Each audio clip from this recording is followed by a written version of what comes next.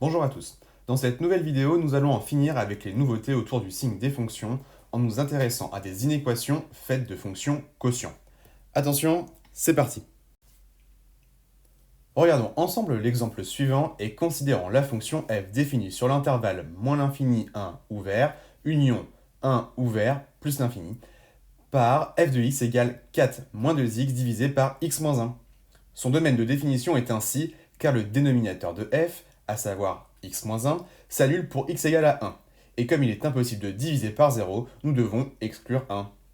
Dans cet exemple, nous voulons résoudre l'inéquation f de x strictement inférieure à 0. Pour cela, nous devons utiliser un outil que vous avez découvert il y a maintenant 3 vidéos, le tableau de signes. La première étape ne change pas de d'habitude et il faut construire un tableau de signes dont les lignes correspondent au numérateur et au dénominateur de f, comme ceci. On doit compléter la première ligne du tableau, celle de x, à l'aide du domaine de définition de f. Ici, 3 éléments sont à préciser, moins l'infini, 1 et plus l'infini. Passons à la deuxième étape, qui consiste à étudier le signe de 4 moins 2x. Pour cela, on remarque que 4 moins 2x est de la forme ax plus b, avec a égale moins 2 et b égale 4. De plus, 4 moins 2x est égal à 0 si et seulement si moins 2x égale à moins 4, donc si et seulement si x égale à 2. On place alors dans la première ligne du tableau, celle de x, la valeur 2, qui correspond à la valeur pour laquelle 4 moins 2x s'annule, que l'on symbolise toujours par un 0 et une barre. Ensuite, comme a égale moins 2 est négatif, alors 4 moins 2x est positif sur moins l'infini 2 et est négatif sur l'intervalle 2 plus l'infini. Passons à la troisième étape où l'on va naturellement étudier le signe de x moins 1.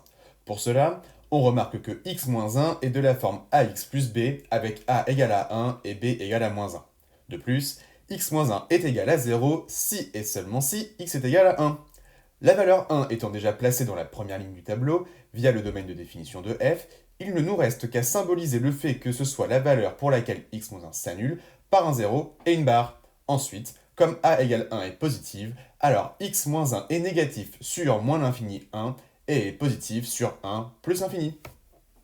Il ne nous reste plus que deux étapes. La quatrième consiste à déterminer le signe de f et donc de compléter la dernière ligne du tableau. Pour cela, souvenez-vous, nous devons reporter dans la dernière ligne du tableau, celle de f, les zéros avec une barre. Ici, il faut faire preuve d'une vigilance supplémentaire. 1 est une valeur interdite, car on ne peut diviser par 0. Et le dénominateur de f, x moins 1, s'annule pour x égale à 1. On symbolise cela par une double barre dans un tableau de signes. En revanche, on peut normalement reporter le 0 barré correspondant à la valeur 2. Ensuite, il faut diviser les lignes entre elles, comme ceci. Plus par moins donne moins, plus par plus donne plus, et moins par plus donne moins. Voilà, le signe de f est ainsi déterminé, et f est strictement négatif sur l'intervalle moins l'infini 1 union 2 plus l'infini, et f est strictement positif sur 1, 2. Nous pouvons maintenant conclure lors de notre cinquième et dernière étape. Nous voulions résoudre l'inéquation f de x strictement négative.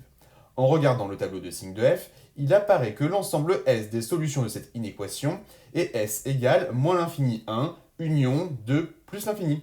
J'insiste bien évidemment sur l'orientation des crochets qui ici est importante du fait du strictement négatif qui exclut de fait les valeurs de x pour lesquelles f s'annule, ici 2. Ça y est, nous avons balayé l'ensemble des différentes inéquations pouvant être traitées à l'aide d'un tableau de signes en long, en large et en travers. À ce stade, vous êtes en passe de devenir des experts de l'étude de signes de fonctions. Alors surtout, entraînez-vous!